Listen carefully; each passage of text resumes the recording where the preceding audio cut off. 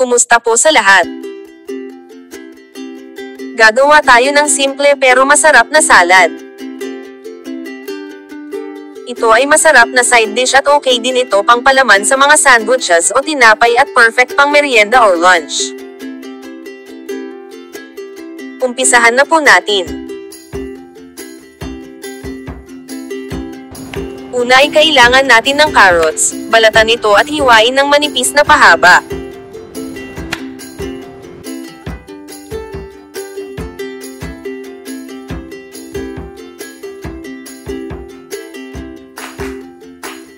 Kailangan din natin ng pipino. Alisin ang middle part lalo na kung may buto para hindi magtubig ang mixture mamaya.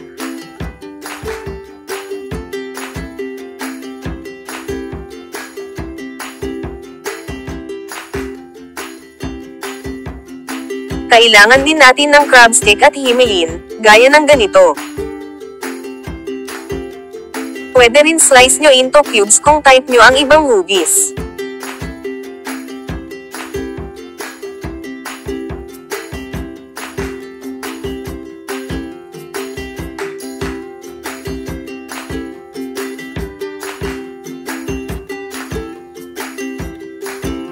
Kailangan din natin ng corn kernel.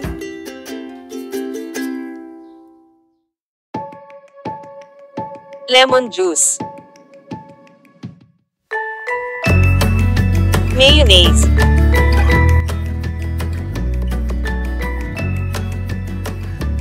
Salt.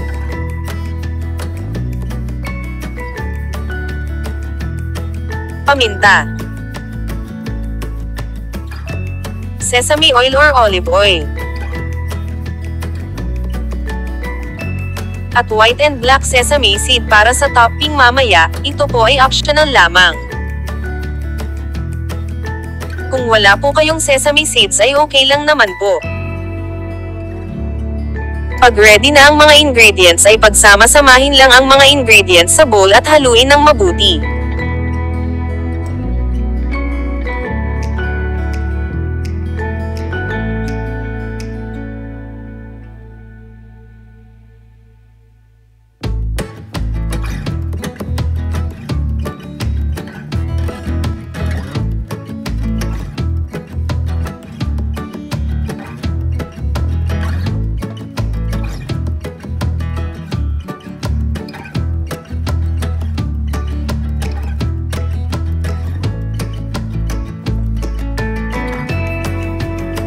Sa mga gusto pong mag-try ng recipe na ito ay ilalagay ko po ang complete ingredients sa description box.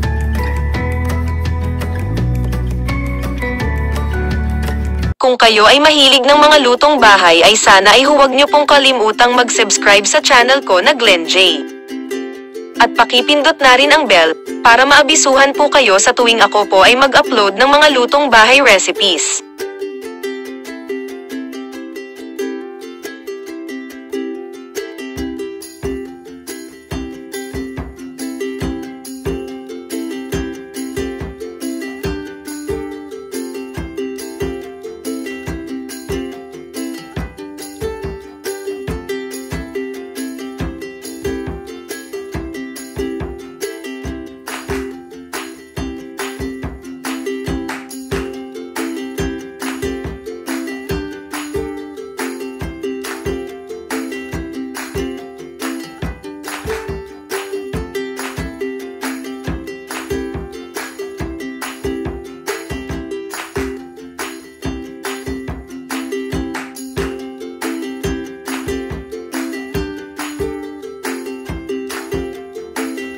Pagtapos na ay takpan at ilagay sa ref ng at least 3 hours bago i-serve. Mas masarap kasi ito pag i-ref muna para may time na i-absorb yung mga gulay yung dressing at lalambot konti din yung carrots at cucumber na linagay.